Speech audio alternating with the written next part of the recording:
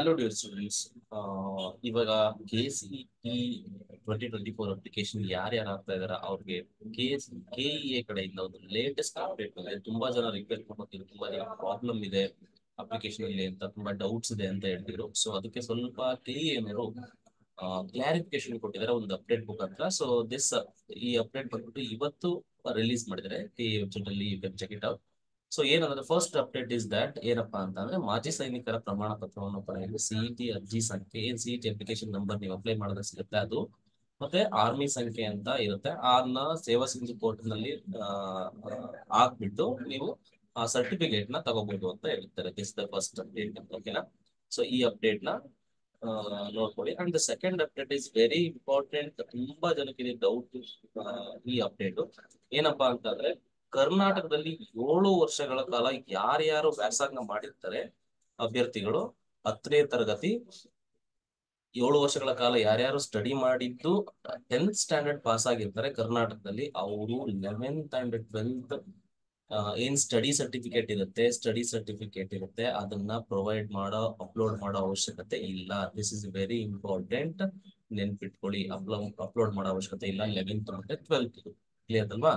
So and one more ಅವ್ರು ಏನ್ ಹೇಳಿದ್ದಾರೆ ಅಂತಂದ್ರೆ, ಈ ಮೇಲಿನ ಎಲ್ಲಾ ಸ್ಯಾಟ್ಸ್ ಡೇಟಾ ಬೇಸ್ ದಾಖಲೆಗಳು, ಸ್ಯಾಟ್ಸ್ ಅಂತ ಏನಿದೆ ಅಲ್ಲಿಂದ ಬಂದಿದ್ರೆ ಯಾವುದೇ ರೀತಿ ದಾಖಲಾತಿಗಳನ್ನ, ಯಾವುದೇ ರೀತಿ ಡಾಕ್ಯುಮೆಂಟ್ಸ್ ನ ನಾವು ಅಪ್ಲಿಕೇಶನ್ ಅಲ್ಲಿ ಅಪ್ಲೋಡ್ ಮಾಡೋ ಅವಶ್ಯಕತೆ ಇಲ್ಲ ಅಂತ ಹೇಳ್ತಾರೆ. This is also important.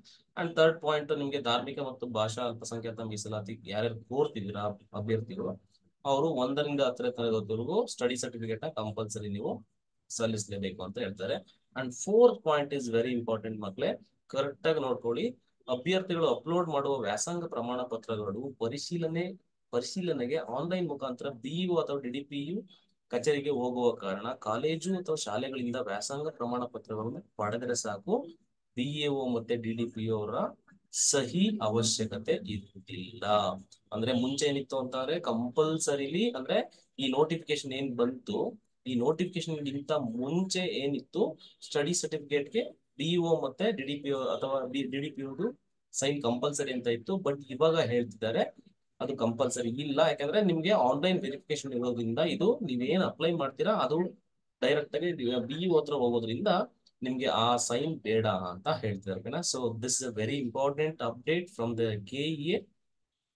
ಇದನ್ನ ಕರೆಕ್ಟ್ ಆಗಿ ನೆನ್ಪಿಟ್ಕೊಳ್ಳಿ. ಸೊ ತುಂಬಾ ಜನ ಅಪ್ಲೈ ಮಾಡಕ್ ಟ್ರೈ ಮಾಡ್ತಾ ಇದ್ದಾರೆ, ಬಟ್ ಆಗ್ತಾ ಇಲ್ಲ.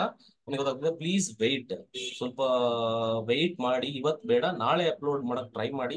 ಯಾಕಂದ್ರೆ ಸರ್ವರ್ ಬಿಸಿ ಇರೋದ್ರಿಂದ, ಸ್ವಲ್ಪ ಅಪ್ಡೇಷನ್ ಎಲ್ಲ ಆಗ್ತಿರೋದ್ರಿಂದ ನಿಮಗೆ ತೊಂದರೆ ಆಗ್ಬೋದು. ಎಲ್ಲಾ ಡಾಕ್ಯುಮೆಂಟ್ಸ್ ರೆಡಿ ಇಟ್ಕೊಳ್ಳಿ, ಮತ್ತೆ ಇಮೇಲ್ ID ಮತ್ತೆ ಮೊಬೈಲ್ ನಂಬರ್ನ ವ್ಯಾಲಿಡ್ ಆಗಿರುವಂತದ್ನ ಇಟ್ಕೊಳ್ಳಿ. ಸೊ ನೀವು ನಾಳೆಯಿಂದ ಅಪ್ಲೈ ಮಾಡ್ಬೋದು ಈಸಿಯಾಗಿ. ಓಕೆನಾ? ಸೊ ಇದೇ ತರ ಅಪ್ಡೇಟ್ಗೋಸ್ಕರ ಸಬ್ಸ್ಕ್ರೈಬ್ ಮಾಡಿ ನಮ್ಮ ಚಾನಲ್ನ. Thank you.